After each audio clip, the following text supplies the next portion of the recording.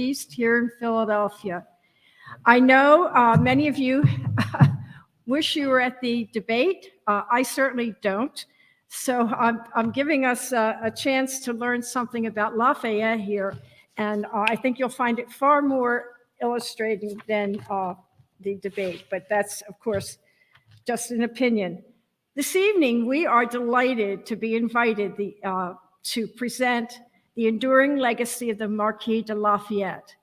First of all, I'd like to thank Susan Couvert for having the vision to explore this. And we have a lovely display here of some of the items that the Historical Society holds about Lafayette, including the door from the Allen Grove mansion that Lafayette walked through just 200 years ago when he came on his return visit to Philadelphia at the invitation of then President Monroe.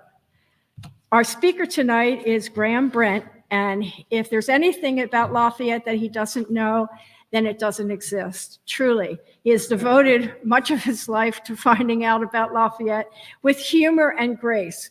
Before I turn it over to him, I'd like to tell you that this is part of a national celebration of the 200th anniversary of Lafayette's return to America. At that time, he visited 24 states. That's what we had then. And he came through Philadelphia both in 1824 and again in 1825. Our Philadelphia contingency of the American Friends of Lafayette have planned a weekend of events in Center City, Philadelphia. And if you can check our website, it's American Friends of Lafayette or Lafayette 200. Either one will get you to Lafayette200.org. Will get you directly there. What I have in front of me is a listing of the activities that we're specifically highlighting on September 28th. This will occur down on the Independence Mall in Center City between 5th and 6th, between Arch and Chestnut.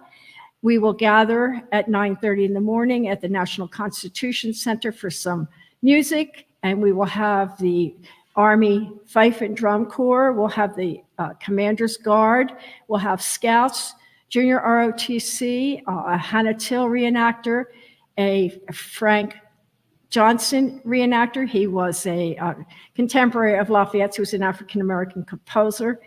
And we have a number of tables that will be set up. There are various groups and organizations that have been studying and sharing Lafayette for these many years. We also have other events happening throughout the city, this being the first of this round here at the Historical Society of Frankfurt. We have other events at St. Peter's Evangelical Church, the Independence Visitor Center, where several tours will leave off, the Rosenbach Museum, and the Museum of the American Revolution. So there's a lot going on. Please check the www.lafayette200.org. And I think I've said enough. I think you want to hear from Graham.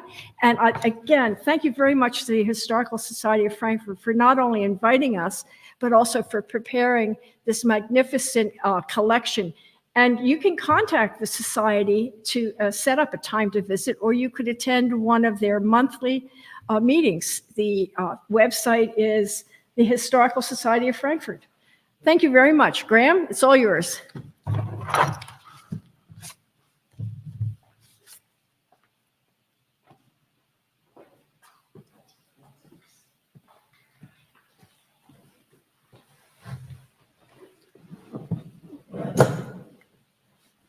Well, thank you, Patricia, for that very kind and partially untrue introduction, because I have to mention that there is way too much about Lafayette for any one person to really know. I know something about Lafayette, I think something of interest. I have spent a couple of years since I've been a member of the American Friends of Lafayette learning as much as I can about Lafayette. And the occasion of his bicentennial, of his final tour here in the United States, is an opportunity for us all to become more acquainted with Lafayette, his life, and his legacy. And that's what we're going to be talking about tonight. Thanks also to the Historical Society of Frankfurt for this opportunity to make us all more aware of Lafayette. To Patricia, thank you, especially to Susan Couvert for the invitation. So we have a lot to get through. I try not to go too fast. I have as usual, more information than I'm probably able to impart tonight, but we'll do our best. I think all of us are probably here tonight because we believe that only by learning from the past can we understand the present, and which in turn allows us to better plan the future. And I certainly believe that. And I hope you'll agree with me that by the end of this evening, you'll agree that we can learn a lot from Gilbert du Motier, also known as the Marquis de Lafayette, General Lafayette, as he preferred to be known, or simply Lafayette. So let's start tonight by the who, why, what, when, and how. And we're going to hopefully navigate our way through these questions and answer hopefully all of them to some degree. Just who was this person? Why are we still now talking about an 18th century French aristocrat? And why should we care? Well, before we get into the detail, I'd just let you know that the American Friends of Lafayette is the main sponsor of this bicentennial. And there is a tremendous amount of material that American Friends of Lafayette has available to it, courtesy of the Skillman Library at the Lafayette College in Eastern Pennsylvania, which was the genesis for the creation of the American Friends of Lafayette back in 1932. Among some of the activities that AFL, as we're known, is involved in is the annual Yorktown Day celebration, which happens on October the 19th. Every year, and this year will be especially important because the AFL actually is the prime sponsor. And then we participate annually in a very special 4th of July ceremony, which takes place at the Picpus Cemetery in Paris, which is where Lafayette is buried along with his wife, Adrienne. And I have to say, most of Adrienne's family, his wife's family, who were guillotined during the terror in the First French Revolution. There is an enormous amount of material about Lafayette available publicly, and an equally enormous amount available to researchers in various libraries around the country. I think there have been at least 4 new biographies of Lafayette in the last 10 years alone. Some of them very accessible, in fact, some of them more scholarly than others that takes a little bit of background, but certainly a number that will provide a good introduction to Lafayette. And in fact, the American Friends of Lafayette publishes its own gazette twice a year, adding several hundred pages of information about Lafayette to this already burgeoning resource.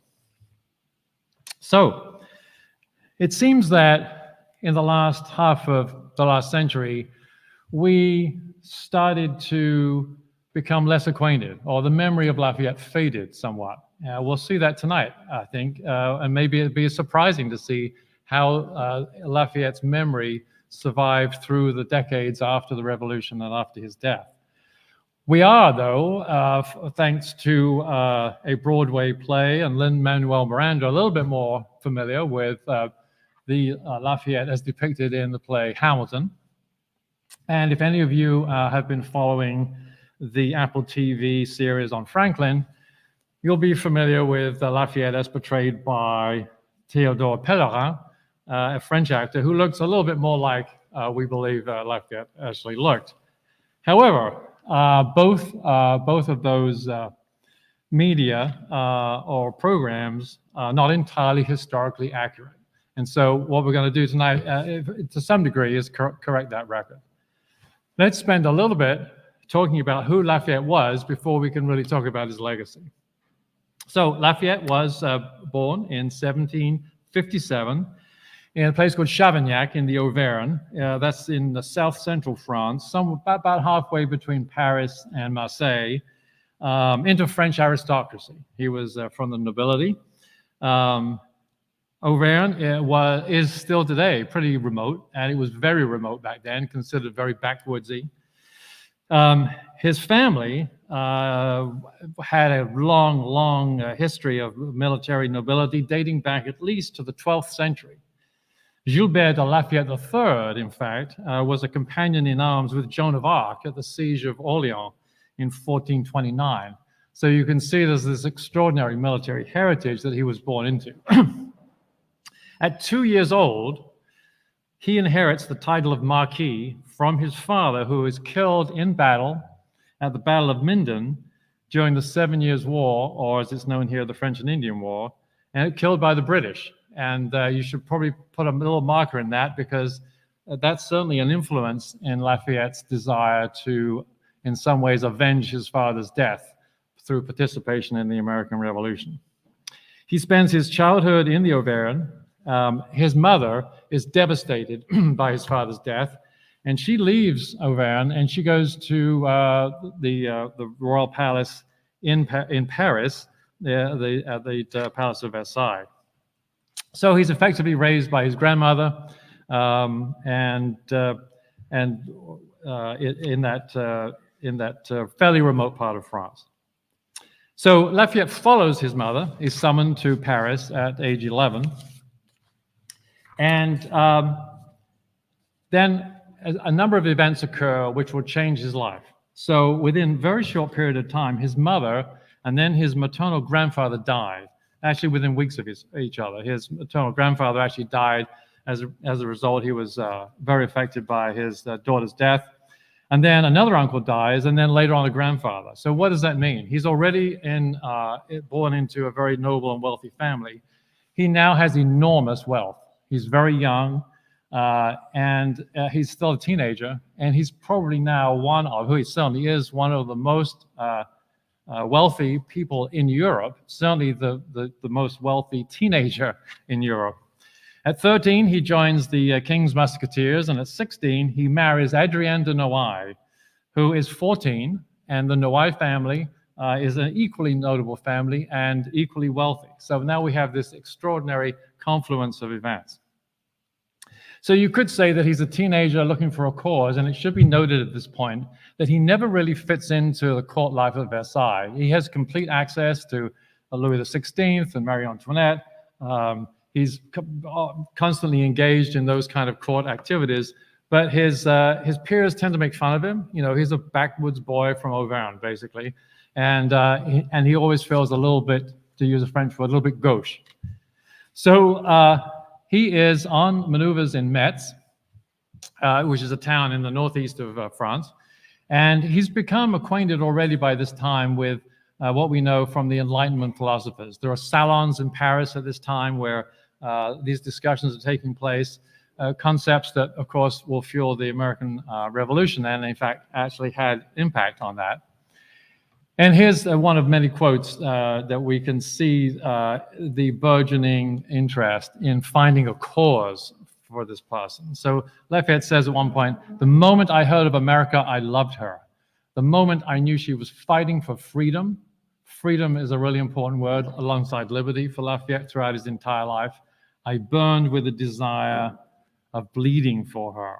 So there's this concept of military glory, which is baked into his DNA, if you will, for centuries, alongside what we already know about his simmering revenge for his father's death. At another point, he says, "I gave my heart to the Americans, and I thought of nothing else but to raising my banner and adding my colors to theirs." So those of you familiar with revolutionary history know that at this time, America was concerned, to put it mildly, about the resources available to fight the revolution, and was looking to France to help. And so Silas Deane was actually over in Paris at the commission from Congress to find help, and he was specifically charged with finding engineers because there were none here at the time. And the French were known for their military prowess and their engineering ability. Silas Deane's remit kind of widened by his own account, and he started identifying other military officers. Through a conversation that he had with Lafayette, he decides that he is very well worthwhile sponsoring, if you will, and he commissions him as a major general. Hasn't seen any action at this point. This is considered an honorary title. And so he's commissioned as a major general by Congress, and he asks Louis XVI if he can go to America. And what do you think Louis XVI says? Absolutely not. You cannot go. He asks his father-in-law whether he can go, the Duke of Noailles, and he says no. but he goes anyway. Now, this is, you have to understand, this is Lafayette's own account. There are some other accounts that differ slightly in that, because while France did not want to be drawn into another war, which they would certainly have done had they been seen by the British to be supporting the American cause, they were still, much like Lafayette, wanting to get back at the British for their extraordinary loss during the 7 Years' War. So anyway, that brings him on the Victoire, which he renames the ship, he calls it Victory. He changes his family motto, which is something I love. He changes it to Cur non, which is Latin for why not. So perhaps somebody asked him, why are you going to America? And he said, Cur non, I'm going to America anyway. And he arrives actually after an appalling journey. He discovered that he was seasick. I don't think he'd ever been in a boat or ship before. He was seasick almost the entire 2 months journey to Charleston, South Carolina, which is where they put in. And to cut a long story short, he finally makes his way up with his folks that were with him on that trip to Philadelphia and presents himself to Congress, who very politely say, no, thank you very much. Because at this time, Washington had been overwhelmed with French noble military officers who all wanted to serve the cause, but who wanted to be paid for it. And one of the main advantages that Lafayette had was he said, I don't want to be paid. In fact, I will actually help you with my vast fortune, and I'm well connected at court. So it was the situation changed rapidly, and Lafayette gets to meet Washington, and here you see a rather romantic portrayal of that at City Tavern in Philadelphia shortly after he arrives in Philadelphia. So things happen pretty quickly. He meets Washington in August 1777, and within a month, he has an opportunity to prove whether he really will bleed for America at the Battle of Brandywine. He's not yet, again, he believes he is a major general. Washington points out, although he's now on his staff as an aide, and I should add, there's an immediate attraction between Lafayette and Washington, and there's a lot been talked about that. Washington with no son of his own, Lafayette with no father. And that father-son relationship, although some people think that's overplayed, certainly seems to have at least caused an initial chemistry between them, which then grew into something more substantive. Those of you familiar with Brandywine know that that was not a success for the American Continental Army. The British did indeed win that battle, but Lafayette had an opportunity to prove himself, and he did so in remarkable fashion, being wounded immediately in his first engagement. That actually put him out of the war for a while, and he was then transported initially by cart, then by boat up to Delaware, around to Bristol, where he stayed for a short time in Mrs. Bessenet's house, and then was taken overland to Bethlehem, where he stayed for 2 months recuperating in the Moravian community, which again exposed him to some interesting views on life and so forth. Anyway, he rejoins the army. He has an opportunity at the Battle of Gloucester to show his mettle again. And again, Washington is very impressed with the way this 19-year-old, actually he's 20 by then, this 20-year-old is performing in battle. His very first engagements, I should emphasize, ever, because while he had been in the military in France since he could remember, since he could ride a horse, basically, he hadn't actually seen any actual conflict. And of course, then he goes to Valley Forge along with the rest of the army and winters there in 77, 78. And it was at Valley Forge that news reached Washington and Lafayette, of course, as he was on his staff, that the Treaty of Alliance and the Treaty of Amity and Commerce had been signed. The news didn't reach Valley Forge until May, but it was actually signed in February. And that brought France officially into the war on the side, obviously, of the American insurgents, as they were known in France. And by extension, then, they were at war with Britain again. So here we have, and again, you've probably seen this depiction before. We have Washington and Lafayette reviewing the troops at Valley Forge. And there's an interaction between them. And Washington is very conscious of the fact that Lafayette comes from a noble family. He's used to European ways of dress and comportment and battle and so forth. And he's embarrassed, frankly, by the poor state of the Continental Army. And Washington says we should be embarrassed to show ourselves to an officer who has just left the French army. And Lafayette's response is, I am here to learn, not to teach. And those are the kinds of responses that endeared Lafayette to Washington. He was so different from the other French nobility that had come over for their own gain and improvement. So we're going to quickly review the rest of Lafayette's life in one slide because we want to get to the meat of the presentation. So bottom line is the Treaty of Amity and Commerce turned out to be less effective than was hoped. It didn't go well in terms of actual material support from France. And so Lafayette seeks the leave of absence. He goes back to France. He spends almost a year back in France, constantly lobbying the court of Louis XVI to provide more overt support. And the bottom line is he gets it. And he returns with the expeditionary force that he hoped to actually lead, but Rochambeau said, not really, I'm much more, or Louis XVI said, Rochambeau was much more experienced as a commanding officer. But they both come back with a significant force to New York, and Lafayette gets put in charge of the Southern campaign. He helps to corner Cornwallis in Yorktown, the siege of Yorktown, the last major battle of the war, which results in the British Army's surrender, 1781. And he goes back to France.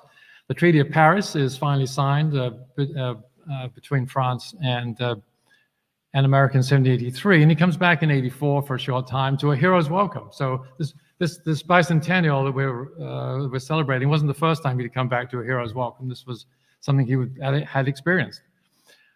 He goes back to France. He's very involved in the French Revolution, which he starts off rather well, the fall of the Bastille and so forth. But then it turns ugly, and you know about the Reign of Terror.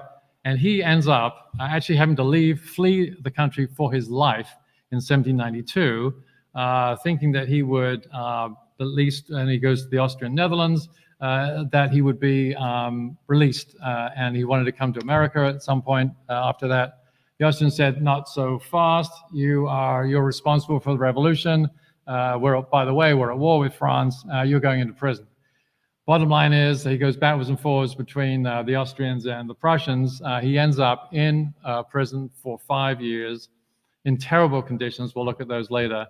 Then when he gets out, courtesy of Napoleon, he has 2 years of exile where he's prohibited from coming back to France, but he gets back here, back to France in 1800. He ends up and then staying actually at Chateau Lagrange, which came back to his wife through a restoration of property that was effective under Napoleon after the Revolution, and stays there in Lagrange, which is somewhat east of Paris, for the rest of his life. Some accounts of Lafayette's life say that this is the point he goes into retirement. That really isn't the case. He does, for a while, model himself on Washington. He becomes a farmer, and he models his farm on Mount Vernon and brings a lot of cattle and flora and fauna over from America. But it doesn't take him long to get back in the saddle, pursuing his passion for liberty for all people. And so he gets involved in the revolutionary wave that was sweeping Europe. Serbia, Greece, Belgium, Poland, Italy, and Spain were all going through their own revolutions at the time, and he was very much supportive of all of that. He was back in politics for a while. He became elected to the Chamber of Deputies in the early 1820s, but he lost his seat at the end of 1823, and that was about the time that he wrote to President James Monroe. Obviously, they were very close friends, and said, you know what, at some point, I'd really like to come back to America. And I think probably the wheels started to turn, and Monroe thought that was a pretty good idea. And especially when Lafayette lost his seat, he really had, it was a good time for him too. So in the early part of 1824, Congress officially invited Lafayette to come back. The idea was a few weeks for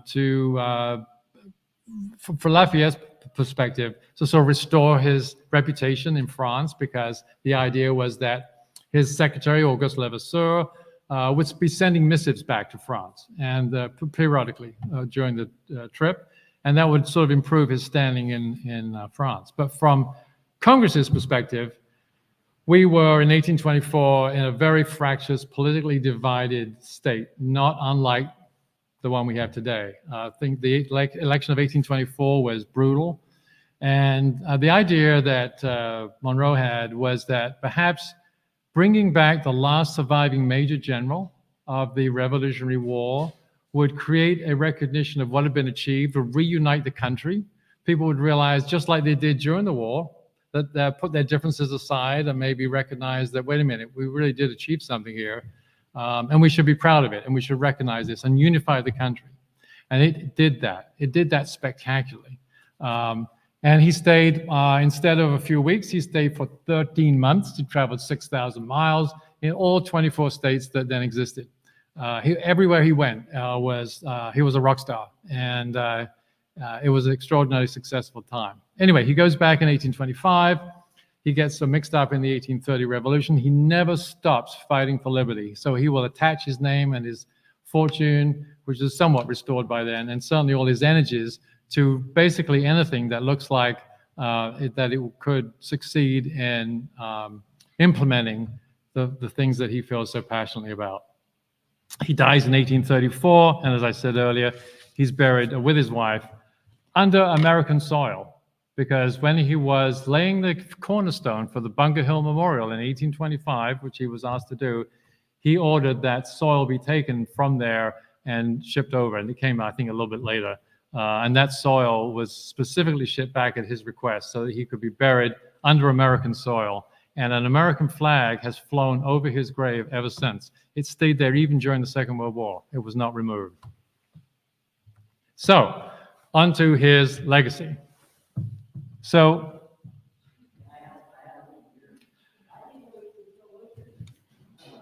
what you see here in these 4 randomly chosen quotes, perhaps not too randomly, is the emphasis that he places constantly on liberty for all. And he was the embodiment of all people are created equal, as we'll see. It was not just confined on a gender basis. He really believed that there were unalienable rights due to everybody in the world, and he never stopped fighting for what he believed to be right, as we'll see with some very pertinent examples here. The principal document in which you can see Lafayette's thoughts about how people should be treated is this one. It's the Declaration of the Rights of Man and of the Citizen, and it was written in 1789. And what I've done here, hopefully you can see this to some degree, this isn't the entire document, but it is the most significant parts of the document that relate back to 2 very important documents that we're all familiar with, hopefully, the Constitution and the Declaration of Independence, particularly the first amendments to the Constitution. And so the language isn't quite the same, but you can see here, men are born and remain free and equal in rights. The natural and imprescriptible rights of man, liberty, property, exercise of natural rights. Citizens being equal. No man can be accused, arrested, or detained except under the law, and so on and so forth.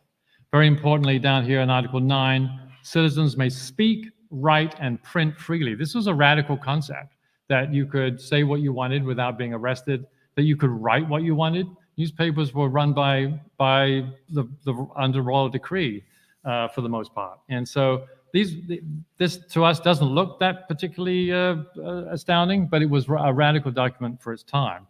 If it looks similar in part to the documents that I mentioned, it is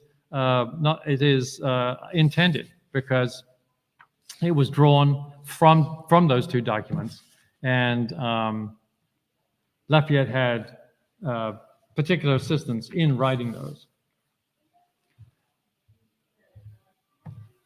So as we go through each one of these other elements of his beliefs, you can see how they all relate back to elements of the Declaration of Rights of Man and of the citizen. And the one thing that he felt absolutely passionately about, and the one thing that he was in total disagreement with many of the founding fathers, including Washington, was slavery. He probably could be termed the first international abolitionist, because he was a member of all three abolitionist societies. The Society for the Abolition of the Slave Trade was a British organization. The Société des Amis des Noirs was obviously a French one, and the New York Manumission Society had been formed also in America. And he certainly came under the influence of British abolitionists. Anyone care to identify the gentleman on the left? Any takers? Nope. Okay. Well, then what we have here on the bottom left is William Wilberforce. The top right, we have Thomas Clarkson, and the Marquis de Condorcet, who wrote under a pseudonym of M. Schwartz, which any German speakers here will know actually translates as black. So, but that was his pseudonym for that particular comments about slavery of Negroes, as written in the document. He went so far as to suggest to Washington that they, Lafayette and Washington, go into business together, essentially, and buy a plantation in Guyana, in Cayenne, in Guyana, and in South America, and with the idea that they would free the enslaved people, pay them, and educate them, to prove to those who said, well, our economic prosperity is dependent on slavery and we could never do anything else. He said to George Washington in a letter that he wrote actually immediately after the Treaty of Paris was signed. So when the Treaty of Paris was signed, he wrote to Washington and said, this is wonderful news. You know, we're now back at peace. Everything's resolved. And by the way, what a wonderful thing it would be if you and I went into this venture together. That letter exists, still exists, obviously, because we know about it, and Washington's reply exists, and his reply is along the lines of, and I'll paraphrase, that's an extraordinarily good idea, my dear Marquis, which is what Washington tended to call Lafayette, even though he'd renounced his noble title. It's the kind of thing that makes me think even more highly of you. But of course, Washington never followed through on his own. And didn't stop Lafayette. He went right ahead and took that plantation over, and he began the process. Unfortunately, it didn't result in quite the outcome he hoped for, because the French Revolution got in the way. When he was basically run out of the country, went into prison, and afterwards was in exile for a while, the French government, as it was then, basically took that over, and the whole project was abandoned. He actually did write to his wife Adrienne from prison. He was so concerned about this plantation, but even though it was of concern to him, there was nothing he could do from a prison in Olmutz. And then when he comes back in 1824, he demonstrates his allegiance to this process of manumission. He was he's French. It's the 18th century or early 19th century, and his entire trip is being paid for by the U.S. government. So he's very respectful to his hosts. But when it comes to slavery, it is a passion of his. It was called his hobby horse. He felt so impassioned about it, and he came back and he discovered that in many cases, in many cities, African Americans were prohibited from joining in the celebrations. They were not allowed to come out and send their well wishes to Lafayette. And so he went out of his way, in a very subtle way, but to send a clear message that that wasn't acceptable to him, albeit with respect. And so when he came back to Philadelphia in 1824, he learned that Hannah Till, and you see a reenactor here that portrays Hannah Till on the left-hand photograph on the right, had fallen behind on her rent or on her mortgage. Hannah Till was the cook of George Washington at Valley Forge, and later on the cook for Lafayette. She and her family actually they followed Washington and Lafayette throughout the war. She had bought her freedom either immediately before Valley Forge or during Valley Forge time. She was, depending on the count you read, she was either 97, 98, or even older.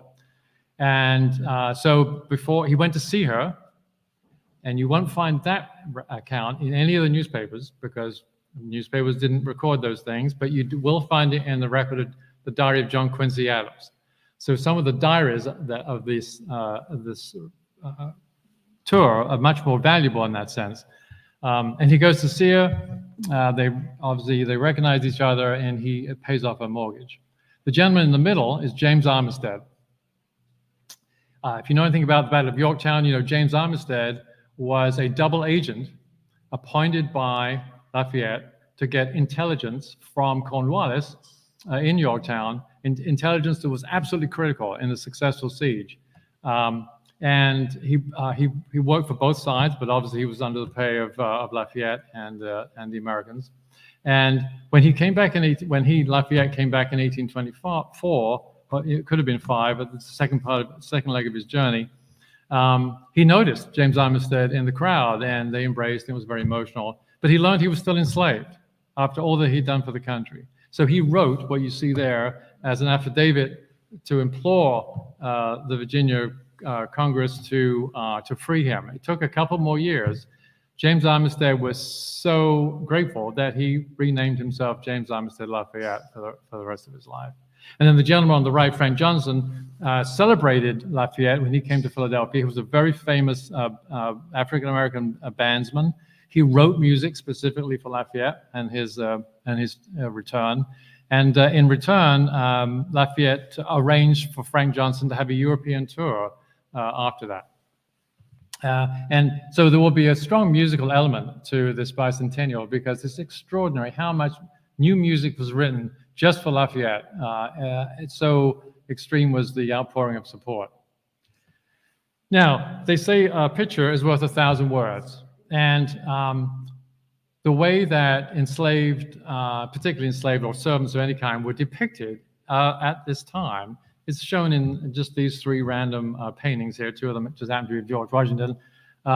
And you'll see here that the enslaved people, these servants, are shown, if shown at all, in the background, usually in very sort of staid clothes, very sort of standard dress, and in some cases hardly finished at all by the artist. And that's true too, even when you're looking at sort of a battlefield type environment. Lafayette knew all about the power of publicity. He invented public relations before we actually knew what it was. So when he gets himself painted after Yorktown, what does he do? He takes the opportunity to dress his servant in wonderful clothes. He puts him equally in alignment with himself. In fact, in many ways, if you look at where their feet are placed, his servant, some people say this is James Armistead. Nobody really knows. It is or it isn't, depending on which source you go to. Is actually standing in front. His foot is actually forward of Lafayette's. This was absolutely unheard of. Again, a very subtle piece of projection of Lafayette's opinion of people being created equal and having inalienable rights. To the extent that when he did come, he was lauded by African Americans to the extent that they were able to. And then much later on in the abolitionist movement, decades later, this quote attributed to Lafayette, "I would never have drawn my sword in the cause of America if I could have conceived that thereby I was founding a land of slavery," was used extensively during that period. Women's rights were an extension of his belief that all people are created equal, and they overlapped, as we will see. He was an ardent feminist before there was such a thing, And that's seen in a couple of different ways, which I've picked here. Frances Wright, or Fanny Wright, was an activist. She was young, she was quite well off, and she was from Scotland. And she invited herself into Lafayette's life, if you will, by writing to him. I had the privilege of reading her original letter that she wrote to Lafayette. It's in the University of Chicago archives. And she actually writes to Dear Mr. Lafayette, which is endearing because I don't think he often got called Mr. Lafayette. But she introduced herself, and she says, perhaps we could collaborate. We both have the same views about independence and liberty. And they become very close. And she travels over. She's many, many years younger than him, which gave some of his family a little bit of concern because this was after his wife had died. Fanny Wright accompanied him on a subsequent ship, not a couple of weeks later, when he came over back in 1825, and became part of the tour. In fact, when they worshipped in Christchurch in 1824, she sat with him in Washington's pew in Christchurch in Old City. And then decades later, during the efforts for women's suffrage, you see that Evelyn Witherspoon Wainwright actually goes up to the statue. That statue right there is of Lafayette in Lafayette Square in Washington, D.C., and pleads Lafayette. She invokes the spirit of Lafayette, dead these hundreds of years, but still in the hearts of the American people. Of course, it didn't happen for a couple more years, but this gives you a sense, too, of how much the memory of Lafayette was still alive and well in a way that we find curious and certainly a little unexpected. You won't be surprised then, based on what you now know about Lafayette's opinion of rights according to all men, all women, that also included indigenous peoples. And his first contact with Native Americans was kind of a curious thing, where he had been sent on what was essentially a wild goose chase to invade Canada in the middle of winter with no army. Yeah, it actually happened. But the idea was actually, it seems, to separate Washington and Lafayette. They were still at Valley Forge at that time. People were jealous of Lafayette's with Washington, if you will. And so he goes up there and he writes back to Washington and said, this thing is not going to work. There's no way I'm going to launch an invasion of Canada at this time of year with no army, effectively. But I'll stay here for a while. And that's when he gets to meet there's several indigenous groups up in New York State. And they are so impressed with him that they give him a name, Kiowa, special name, and they agree to come back with him. There were 50 Oneida come back with Lafayette to Valley Forge, and this is key to events that you'll see occur here very soon. And a clue to that is this map. Can anyone identify, have a guess at what that is a map of? I know it's hard to see. It's drawn by a French engineer, a little difficult to see. It is a map of Barron Hill, now known as Lafayette Hill. And it was drawn up after what was almost a catastrophe for Lafayette. The British, at this point, this is early 1778, after the Battle of Brandywine, occupied Philadelphia, and Washington got wind of movements within the city. He thought the British were probably leaving, but he wasn't sure. So he's in Valley Forge, and the British are obviously in Philadelphia. So he sends Lafayette out with about 2,000 men, which is a pretty good chunk of the army that was there at Valley Forge. And he sends them out to reconnoiter. He says, don't get too close and don't stay in the same place more than one night. Well, Lafayette learned the hard way that you should listen to your commanding officer, because he actually did stay 2 nights, and he stayed both nights at Barron Hill, as it then was called. And the British got wind of it. And General Howe, who was getting ready to go back to Britain, but certainly leaving Philadelphia, I thought, wow, I've got the boy, as he liked to call him. He was still only 20. I've got him. And he sends basically the entire British Army out of Philadelphia in 3 swaths and thinks he has him cornered, which he really does, except for the fact there is an Indian trail that leads down from Lafayette Hill, or Barron Hill. And if you're familiar with the terrain there, St. Peter's Church right there off of Ridge Avenue in Germantown Pike. There is a trail that's now Barron Hill Road.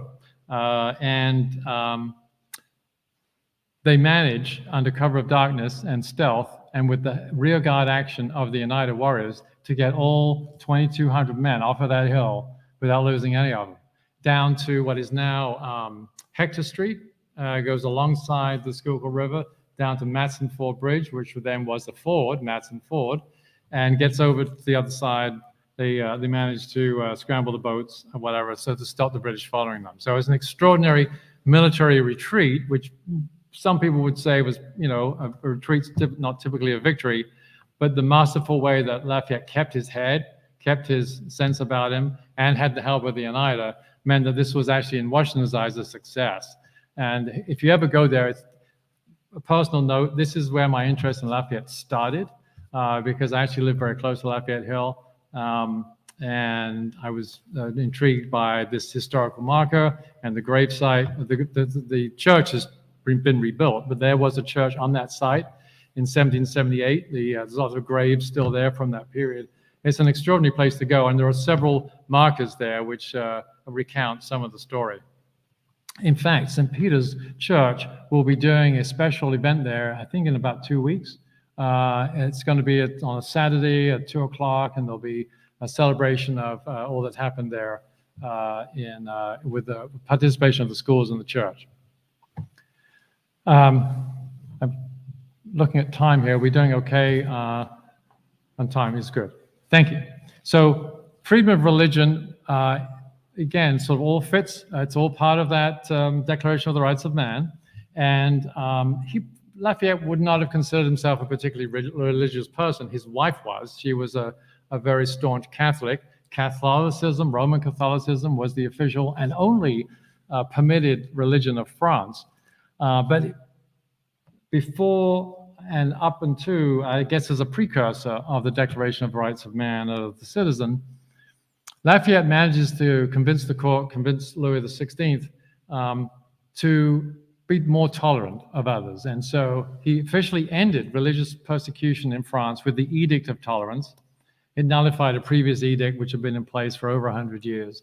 And it actually granted civil and legal status, not all full rights, but a considerable amount to non-Roman Catholics. So that's Huguenots, Lutherans, and Jews.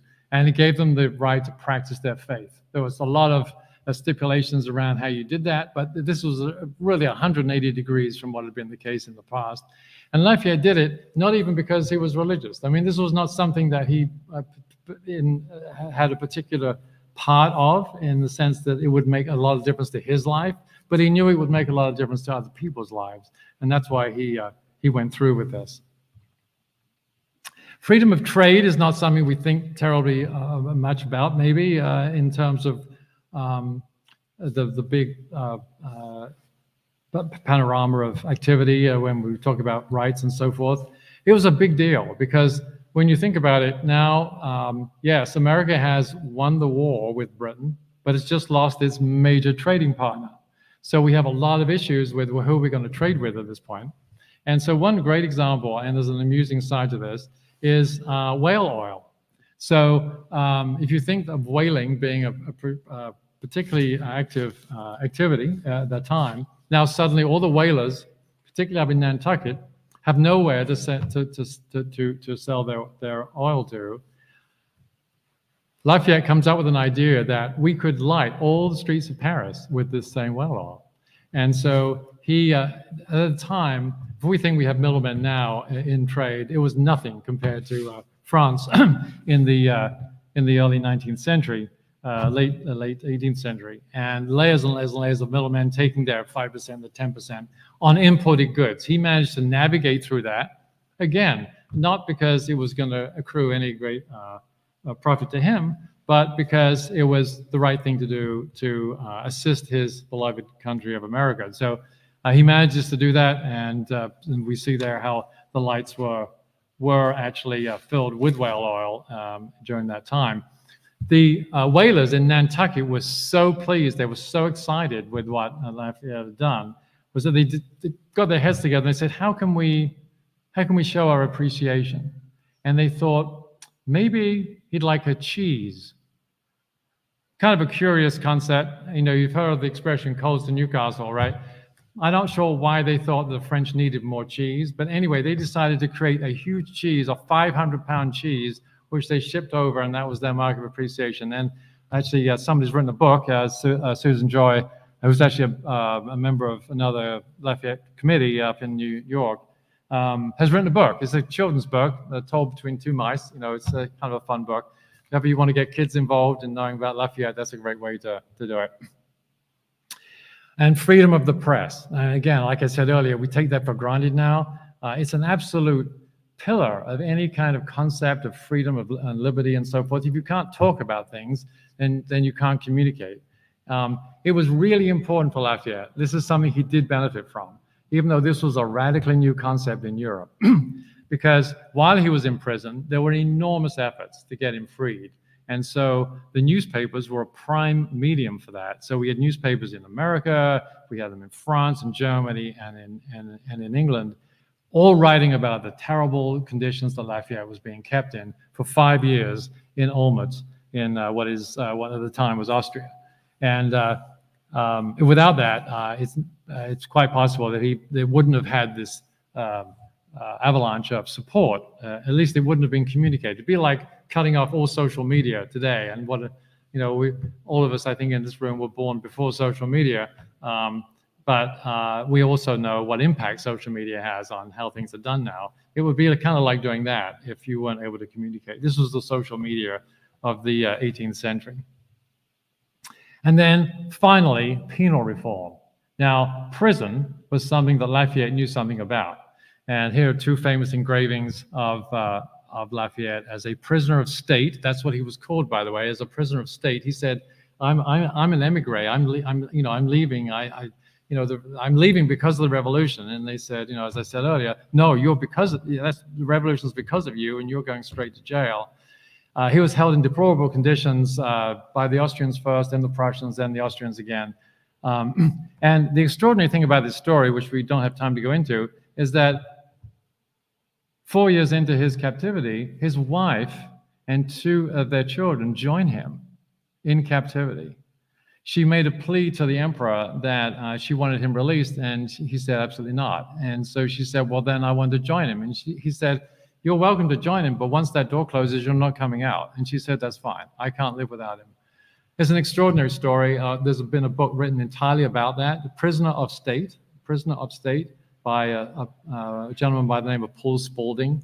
And it's so emotional. This was also at a time when people didn't have those kind of relationships. Marriages were arranged. Men fooled around, and so did women to some degree. That wasn't the kind of relationship people had back then. Theirs was such an enduring, powerful, romantic relationship all the way up until she died, and she really died much earlier than him through diseases and illness caught during this terrible time in Olmütz. So when he came in 1824 into Philadelphia, and he was taken to the Walnut Street prison, which is shown on the left-hand side there. And here, the organizers of that tour regaled him with the new Pennsylvania method of solitary confinement that was being experimented with at Walnut Street. And then they took him to what was being constructed at the time. They'd broken ground but hadn't finished. It would take a couple more years for that. At what we now know as Eastern State Penitentiary, then known as Cherry Hill State Prison. And they talked to him about a purpose-built prison for solitary confinement. He could not say something. And his secretary, Auguste Levasseur, gives you, in his recount of the encounter between Lafayette and his hosts, is so delicate. And you see there, he says, again, with great respect. He says, the candor and conviction of the general overcame his reluctance, and he pointed out that solitary imprisonment was a punishment that it was necessary to have experienced to have judged well. In other words, you people really don't know what you're doing, and amounts to cruel and unusual punishment.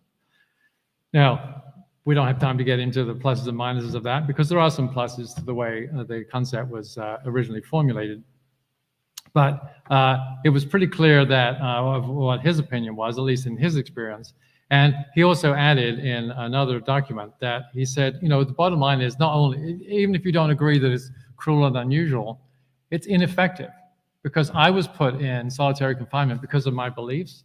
And I came out not only with those beliefs, still intact, but I felt even more strongly about the things that had gotten me in prison in the first place. So, the whole thing really doesn't work. Okay, we're back now. We're on the return. We're in 1824. I already explained the background to how President Monroe invites him back. And he is a rock star when he arrives in New York City.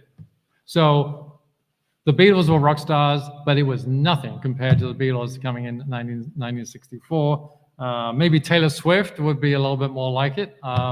We have Lafayetteists, we have Swiftists. Maybe there's a comparison there. But an extraordinary outpouring when you could consider that the population of New York was 123,000 and 80,000 people came to welcome him. By the way, we outdid them. So Philadelphia recounts many more thousands of folks who, from his journey from what was then outside the city, Frankfurt Arsenal, where he spent the night of the 27th, and then came into the city. Took him about 6 hours, including 2 hours of reviewing the militia, at Rush's Field, which we believe to be halfway between Frankfurt and Kensington, and then to an absolutely rapturous arrival here in Philadelphia. But it was absolutely crazy, and this was evidently one reporter had really had enough of this. By between August and October, when this article was written, the country had gone mad. There had been nothing like this in the 48 and a half years or so of the country being in existence. And he says, everything is Lafayette. We have Lafayette coats, we have Lafayette blankets, we have Lafayette bread and butter and beef and vegetables, and even the ladies have Lafayette smooches. So to give you a sense of the souvenir industry that Lafayette created inadvertently, they put Lafayette's image on just about everything they could think of. And I think you have an example of that here in Frankfurt Historical Society. Gloves and scarves and emblems and things to wear, cockades, and this remarkable vest, which is actually at the Lafayette College at the Skillman Library, which have an enlargement there of his image multiplied many times over.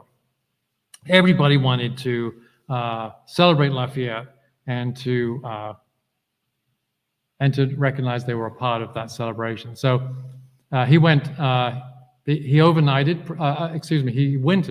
in Northern Virginia, what was then Federal City, Washington, D.C., and then in February moved on south, went around, and most of that journey, as he came up the river there, was by boat and across land, and then up through New York again, came back through Philadelphia in 1825. So he spent 8 days in 24, 8 days in 25.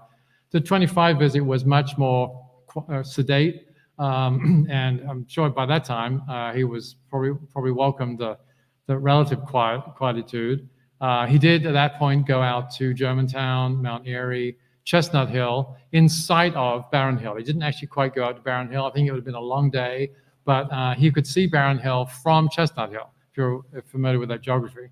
And so I visited very many institutions, and one in particular twice. That was the waterworks, the Fairmount Waterworks. He was absolutely fascinated with, and they presented him with a wooden model of that on his departure. But everywhere he went, there were arches put up. That was the kind of protocol at the time. You're familiar with the Arc de Triomphe, for instance, in Paris. That was built a few years later, 10 years or so later. But the idea about victory was you build an arch, and so there were 13 arches built between Frankfurt and here, Frankfurt and Independence Hall. And you see there the diagram for the arch there. That's the State House as it was on the 28th. The documents actually for this, I think, are in the Library Company. It was designed by William Strickland, and statues on there were by Benjamin Rush, which are still in existence. They are at the Philadelphia Museum of Art. Too delicate to move, unfortunately. We'd like to have had them out for the bicentennial. And of course, you had your arch here, which was recreated in 1912. I think those lions are actually right out here now, the lions that are on either side of that arch. And so that's the type of thing that was welcoming Lafayette everywhere he went in an extraordinary fashion. We had buildings and cities, towns, rivers, roads, parks, schools were all named for Lafayette or Fayette or Lagrange after the country estate that he lived at for those last 34 years. We had a Hotel Lafayette at one point, which I haven't been able to track down. It was described as being on Broad Street between Chestnut and Walnut, and there's nothing in existence still that I can see that looks like that building on the left. The building on the right, any ideas? It actually looks like this today. It's the Hotel Monaco, which is right on Independence Mall, directly across from Independence Hall. But if you can see there above the portico, it's the Lafayette building. So how fitting is that? Actually, we have the reenactor who will play Lafayette for the September 28th festival will be staying in the Lafayette building, and we'll have the opportunity to see the portrait of Lafayette, which is still there in the ballroom, and some other artifacts relating. Here's a bit of a quiz. Anyone recognize that building? In the suburbs of Philadelphia. It's actually in Montgomery County. It is the Grange Estate in Haverford, and the owner of the Grange Estate at the time was a friend of Lafayette's, and he renamed this building the Grange Estate. If ever you've stood outside Independence Hall and looked down rather than up at the building, you'll see in the pavement right in front of you there that in 1824, Lafayette's visit inspires use of the term Hall of Independence. And that's this building, by the way, was practically derelict, I understand, or in very bad shape before they knew Lafayette was coming. And so in many ways, not only did Lafayette's visit here inspire a sense of unity, but a recognition of history, of the history that this country had a history, almost 50 years old. And that's why the Historical Society of Pennsylvania was founded. People here in Philadelphia realized that New York had a historical society, but Philadelphia did not. And so it took a couple of folks. Actually, one of them was Pierre Etienne Duponceau, who was a friend and a companion of Lafayette at Valley Forge, who was 16 when he came over to fight. He was actually invalided out. He went back to Philadelphia after Valley Forge, was given a couple of years to live, and I think he was 80-something. When he died, if you go to the Museum of the American Revolution at the very end, where they have the photographs, there is one of those photographs, just before you exit the gallery, one of those photographs is of Pierre Etienne Duponceau, or Peter Stephen Duponceau, as he became known. And the Historical Society of Pennsylvania recognizes that in their book they just released, their 200th anniversary, 1824. They recognize that the Marquis de Lafayette was instrumental in creating that. If you've been to the Masonic Temple recently, this larger-than-life, beautiful statue of Ben Franklin on the left and George Washington on the right. George Washington is showing Ben Franklin his Masonic apron. It's a magnificent monument, by the way. And you'll see there in the information panel that the Masonic apron is actually a gift from Brother General Lafayette. And it's rumored that Adrienne Lafayette actually embroidered Washington's Masonic apron. And it's just really nice to see him recognized there in such a manner. Well, Lafayette had an extraordinary life. He dies in 1834, so that's 9 years after he comes back from America, and he's 76 years old, which is pretty extraordinary for the time. Actually, he dies exactly on the same day, 56 years later, that he almost had a very different historical marker, if you will, or historical perspective at Barron Hill, if he had been captured there. But, and this is the reverence that he was accorded at that time. So this is the apotheosis of Lafayette. He's going up into heaven. He's being welcomed by George Washington and Ben Franklin and all the other folks there that he would have known. And the impact on America was extraordinary. President Jackson ordered the same military orders for Lafayette as had been done for Washington. Officers wore black crepe armbands. Flags were flown at half-mast for 6 months. Every Army and naval station fired 24-gun salutes at dawn and throughout the day, and Congress wore mourning dress for 30 days. John Quincy Adams gave a 25,000-word, 3-hour eulogy. And talking of Congress, there are 2 portraits still in the House of Representatives, if ever you've had the opportunity to be there or have watched joint sessions or so forth. And in either side of the rostrum of the podium, you have 2 portraits, one of George Washington and the other of Lafayette. So, you know, we're talking of a time when Lafayette was very much part of the national conference, national psyche, if you will. And here we have, you know, a rather more down-to-earth reflection of that. So here is actually a news report from 1888 of somebody who died. He was quite important in the area. He was a member of the Carpenters Association. He was a member of the City Council. But the thing that they pull out of this article to headline it was, "The man who knew Lafayette is dead." It was the fact that he had the opportunity to meet Lafayette and to know him a little bit was the handle, if you will, that the journalists used to announce his death.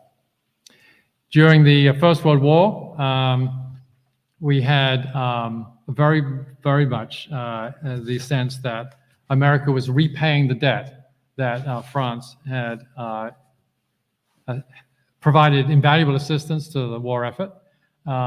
We see Lafayette's image here, looking out over the infantryman. Lafayette, we are here was a phrase that became to be known and used as song titles. It was actually, I think, originally coined. It was certainly said by the aide-de-camp of General Pershing on the liberation of Paris in 1917, and he goes to Lafayette's grave. And his aide, Colonel Charles Stanton, stands with him. They salute Lafayette, and they say, "Lafayette, we are here." It doesn't get more powerful than that in terms of a recognition of the debt that they felt that was owed. During the First World War, there was a Air Force squadron. It was a French Air Force squadron, the Escadrille. It was crewed by American pilots. It had a terrible death rate, but nevertheless, it was named for Lafayette. A little bit later, we have that enshrined in a movie with Tab Hunter. Later on, still, if you have a luxury vehicle and you want to name it something really special, why wouldn't you choose Lafayette as the name for that? So, if we have a few more minutes, just to talk quickly about the bicentennial celebrations. You've heard some of that from Patricia, so I won't duplicate that. But we've been working on this for quite some time. It's been a huge national effort. I've been involved with the Philadelphia recognition components probably for the last 2 years. We have more than 50 regional committees working on this, and this will be going on all the way through to the middle of next year. We have a number of partnering organizations. The DAR has been extraordinarily helpful, and we really appreciate that. And a number of these other entities are working with us to either co-create exhibits and speaking opportunities, or actually doing their own. We have these panels, as you know, and we've been using those. This was taken at the Museum of the American Revolution. And we went to quite a lot of trouble to identify every place that we could think of that Lafayette actually visited or was connected with Lafayette in the city because the city's changed in 1854, as I'm sure you know, the city and the county amalgamated. So we've included, so for instance, places like Bristol, which are still outside, of course, in Bucks County, but he spent quite a good deal of time there, as you know, in 1778 when he was injured, and then again in 1824 when he came through at that time. So we identified more than 40 locations within the city, most of them, of course, in what we now call Old City, that he's associated with. And this is a list of all of the events that we are aware of, and there may be others, happening between now and basically the end of October. Some of these we're directly involved with, some we're not. Some of them are simply being put on by other organizations like the American Philosophical Society, or the Lafayette College, for instance, that has a very impressive exhibit going on actually right now. The Masonic Hall, the Masonic Temple also has a very large exhibit of Lafayette materials. Of course, there was a reception here at Frankfurt. It's a little confusing in the official account because actually the main secretary, August Levasseur, puts this ball as happening in Holmesburg, but we really believe that that's probably just a mistake, because we know that we have the door here that proves that Lafayette was certainly here. As Patricia's already mentioned, we have a really splendid day, 2 days really, this Friday and the Saturday of September the 27th, September the 28th, down on the mall. There'll be plenty of activities going on, and we can provide information on that. So, to wrap up, as I started out by saying, there are just oodles, for want of a better word, of biographers of Lafayette over the years. I picked two, and they're both basically the same thing. Look, Lafayette was not perfect. He's human, right? And yes, he was a little vain, and he was impetuous, and he was his own best PR machine, if you will. But he never lost sight of his ideals. He never lost sight of liberty and freedom that he passionately wanted to be accorded to everybody. I believe that his leadership attributes are really things that we could do more of with. We need more Lafayette, if you will. One of the words that comes up a lot with Lafayette is respect. And it didn't really matter whether you agreed with Lafayette or you didn't agree with Lafayette, but he always respected your opinion. And we've lost a lot of that in the fractious debates that we tend to have. There is an observation, I think, that we can make, which is that he can teach us a lot about being authentic, about being true to one's beliefs, and being prepared to make the ultimate sacrifice. I mean, he was prepared. He put his life on the line, certainly not for his own benefit, but he was prepared to make that sacrifice. So I don't think we should just remember Lafayette, but we should celebrate him. But I'll leave you with just one observation from a more recent biographer, and that's Laura Arricchio. And if you're interested in learning more about her, she is making a presentation at the American Philosophical Society in the first week of October. And she recounts a story in the introduction to her book, The Marquis Reconsidered, where she goes to Versailles, and she asks the docents there whether she can see the bust of Lafayette.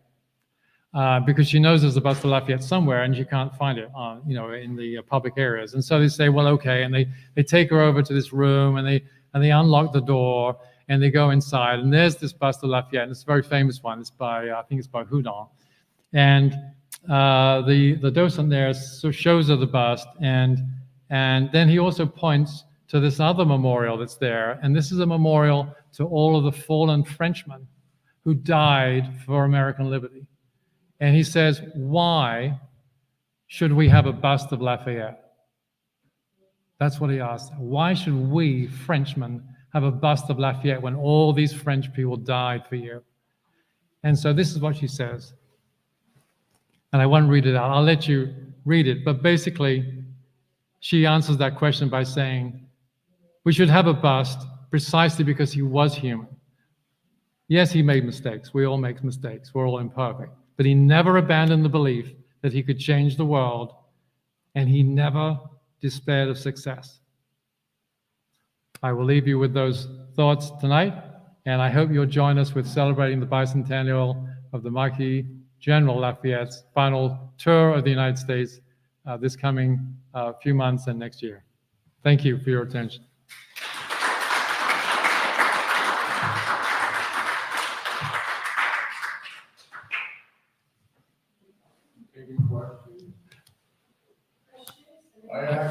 I'll be happy to take questions. I have a question. Yes, sir. Was Lafayette a member of the Society of Cincinnati? Yes, he was. He was one of the founding members of the Society of Cincinnati. There was a second question about, I did a lot of studying myself, not so much on Lafayette, but on George Washington. Washington did not understand German. He had German translators for him. I don't know if he understood French. I don't know how much. Pretty sure Lafayette is probably bilingual, maybe even knew more than two languages. Yeah, my understanding is Washington did not speak French or even understand French. He relied on translators, and one of those was Lafayette. Lafayette left France, we understand, pretty much knowing no English, but he had that terrible journey for 2 months, and he had a lot of manuals, military manuals in English, and he learned French. He learned some of his English through that. And then, of course, he had plenty of time, Valley Forge. And Valley Forge is one of his early experiences, where, as you know, battles are not fought. I'm sorry? One more comment. Yes, sir. When he met the Indians, I would assume the Indians knew French. Yeah, so I think that's the case. I think that's the language they used, and because there had been with the French and Indian Wars, there had been that contact previously. And one last comment. He may have looked up to George Washington as a father because Washington was a surveyor. He started out as a surveyor and a farmer. And he was very familiar with Fort Pitt. He fought those French Indian Wars. And he probably looked at him as a mentor. Our father died in the wars and he fought in the wars, and he might have believed in a little bit of predestination. Yeah, so I mean, the point that they had a very special relationship. No, there's no question, and I mean, it was partly based on their mutual regard. Lafayette was just absolutely immediately entranced. He was already entranced by by Washington before he met him, because he heard so much about him. So that was already a setup. That was a done deal before they even met. But for Washington, of course, Washington wasn't known for being particularly emotional, and of course Lafayette French. So there were occasions where it got a little embarrassing, I think, where Lafayette exuded his French emotion in a positive way, particularly on the Treaty of Amity and Commerce.